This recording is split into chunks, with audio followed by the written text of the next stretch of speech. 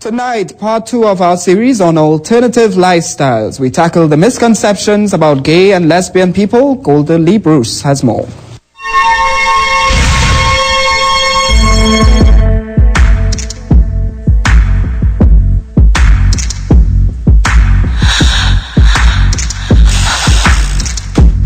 I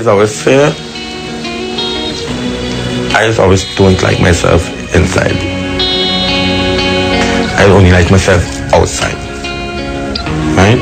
And I always say, this is not me. Saucy wants people to know there's much more to him than his vivacious, effeminate persona. He says if people knew about the years of abuse he suffered at the hands of his guardians, perceptions are bound to change. He claims to have been anally raped over 8 years while living in a local orphanage. That's just the beginning of years of sexual, physical and emotional abuse Kevin says he's endured. His abuser also left him HIV positive. Saucy says his attraction to men began after the abuse. But for many gay and lesbian people, they disagree with the notion that traumatic childhood events or dysfunction have caused them to be homosexual. I just knew. It was just something inside of me was just saying that mainstream relationships don't fit who I am.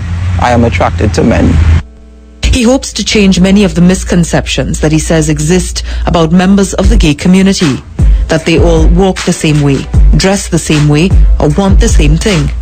People assume that all gay people are promiscuous, that gay people would meet anybody, that a gay man is attracted to every guy that there is. Most of the homosexual people we spoke with were unhappy about the way they are viewed by members of the wider society.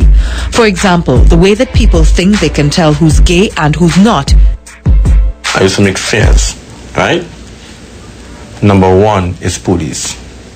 Number 2 is Coast Guard.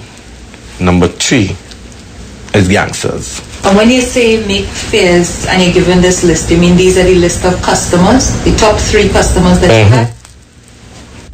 This woman didn't know her husband of almost 10 years was having sex with men.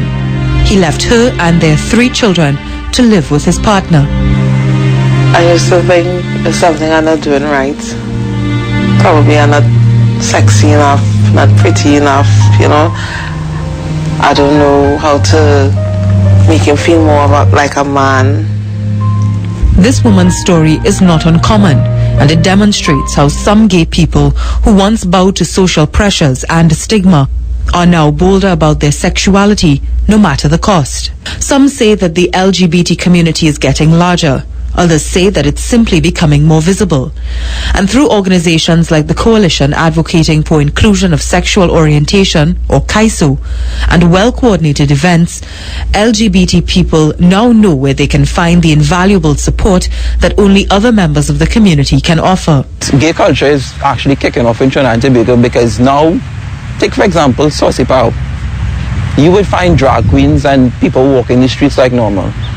It seems that identifying as gay, lesbian, bisexual or transgendered in this country requires a complete shift in identity as well as in the way of thinking for those who've chosen to do so. These are tools used by members of the community to combat the rampant stigma and discrimination as well as the many misconceptions that exist about alternative lifestyles.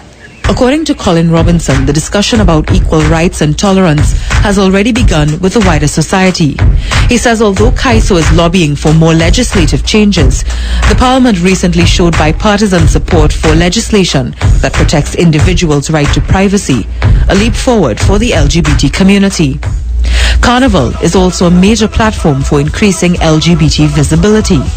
So we have this phenomenon at Carnival where gay space expands. And it's been very helpful to us over the years in being able to build the few freedoms and the social space that we do enjoy here.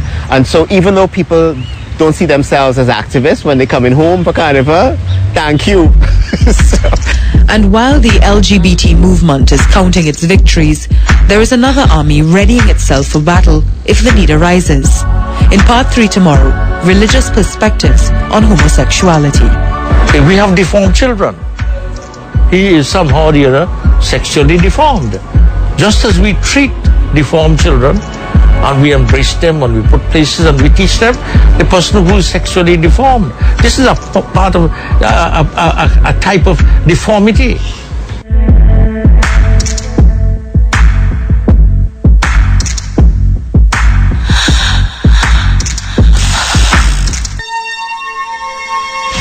And as you heard at the end of that report, we continue tomorrow. It goes all the way until Thursday this week. That's all from me. Back to you, Charlene and Roger. Thank you very much, Samson.